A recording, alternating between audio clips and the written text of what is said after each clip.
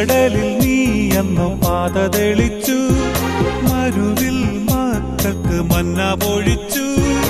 എരിവെയിലിൽ മേഘത്തണലായി, ഇരുളിൽ സ്നേഹനാളമായി, സീനായ് മാമല മുകളിൽ നീ നീതി പ്രമാണങ്ങൾ പകർന്നേകി.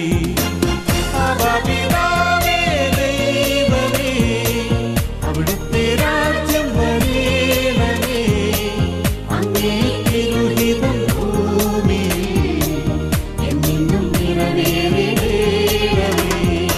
ഇസ്രായേലിൻ നാഥനായി വാഴുമേ